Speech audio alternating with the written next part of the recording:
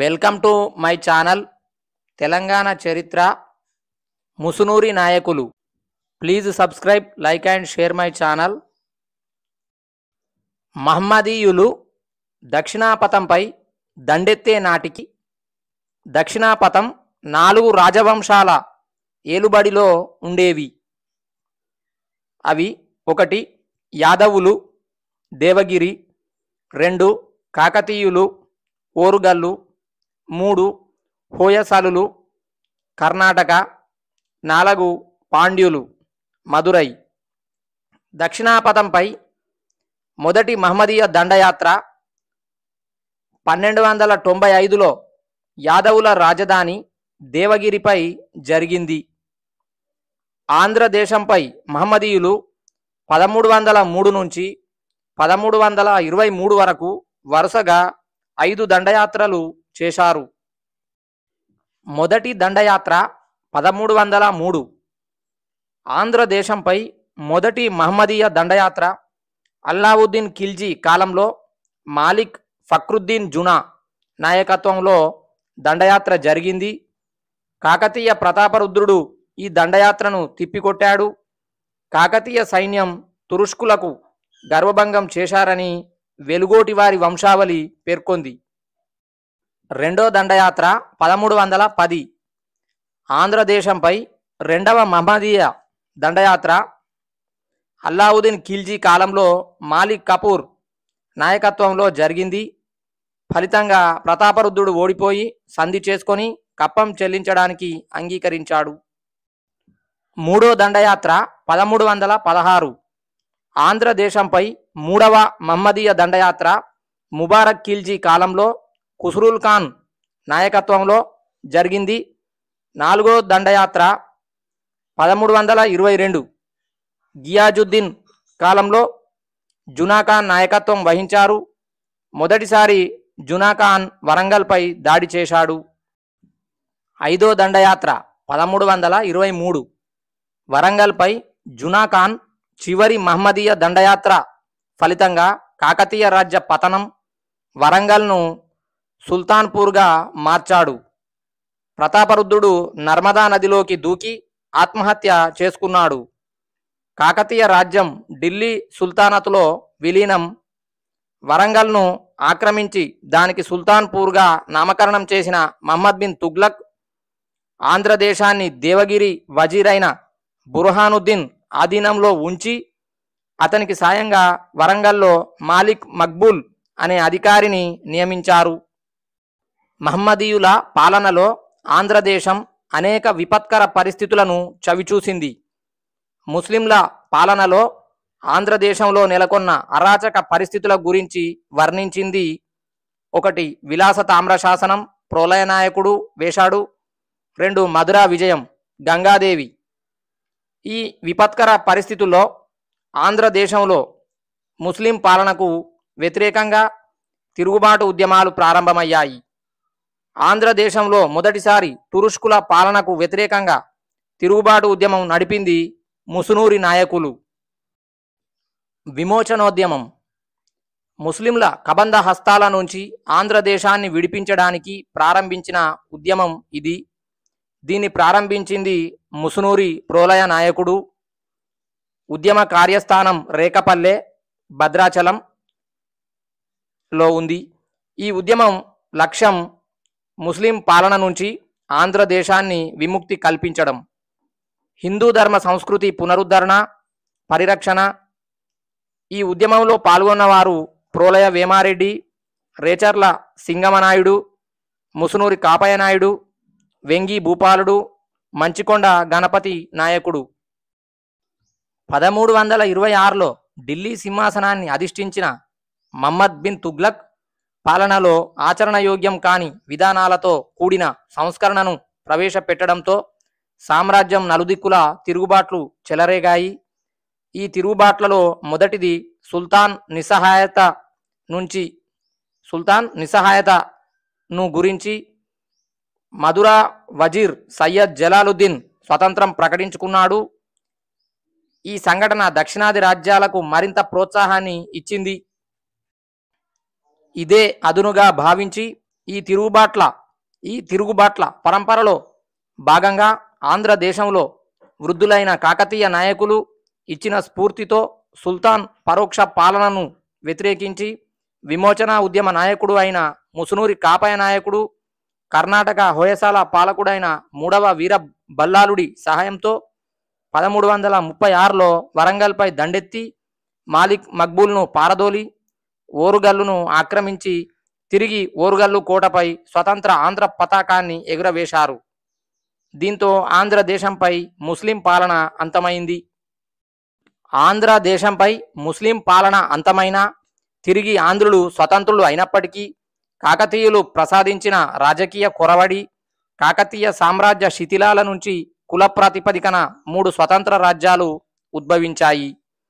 కుల ప్రాతిపదికన స్థాపించబడిన ఈ రాజవంశాల్లో ఐక్యత కొరవడి ముస్లింలను ప్రతిఘటించడానికి బదులు ఆధిపత్యం కోసం పరస్పర యుద్ధాల్లో నిమగ్నులైన బహమనీ రాజ్య విస్తరణకు తోడ్పాటును అందించి ఒకరి తర్వాత ఒకరు బహమనీ సామ్రాజ్య కాంక్షకు బలైపోయారు.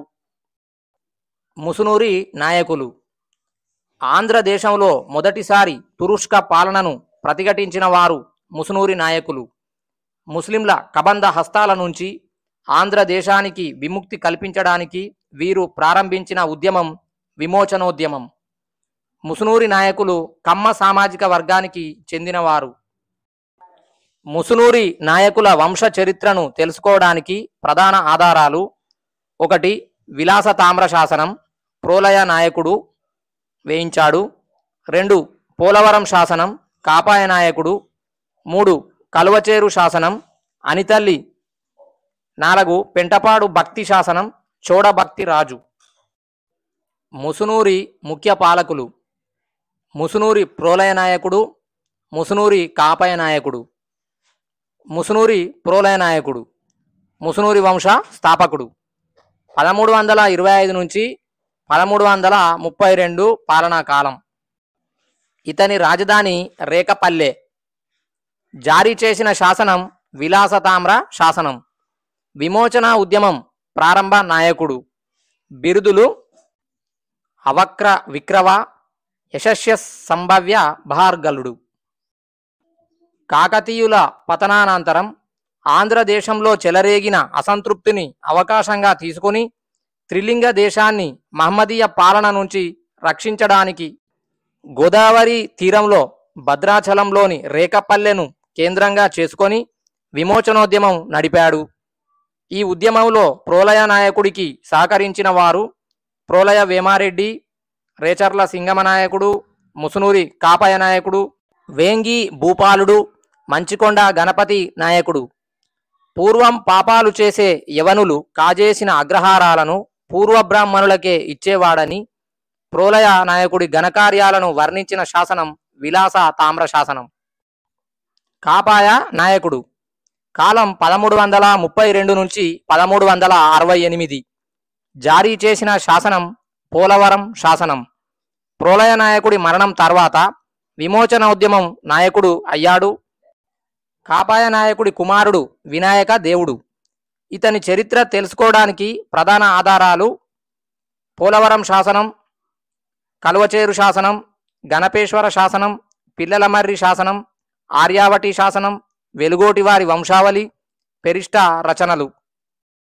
కాకతీయుల నాటి నాయకులు అందరూ ప్రతాపరుద్రుడిని సేవించినట్లే కాపాయ నాయకుడిని సేవించారని తెలిపే శాసనం కలువచేరు శాసనం. కాపాయ నాయకుడి బిరుదులు: ఆంధ్రదేశాధీశ్వర, పిల్లలమర్రి శాసనం తెలియజేస్తుంది. ఆంధ్ర సురత్రాన అని ఆర్యావటి శాసనం తెలియజేస్తుంది.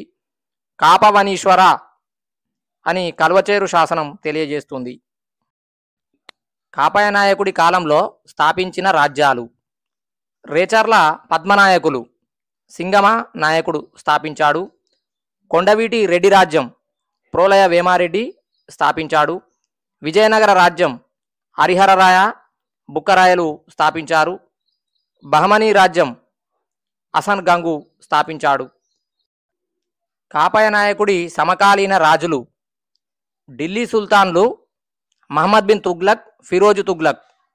విజయనగర రాజు, మొదటి హరిహరరాయలు, మొదటి బుక్కరాయలు, బహమనీ సుల్తానులు, హసన్ గంగు, ఒకటవ మహమ్మద్ షా, పద్మనాయకులు, సింగమనాయుడు, అనవోతానాయుడు, రెడ్డి రాజులు, ప్రోలయ వేమారెడ్డి, అనవోతారెడ్డి, అన వేమారెడ్డి.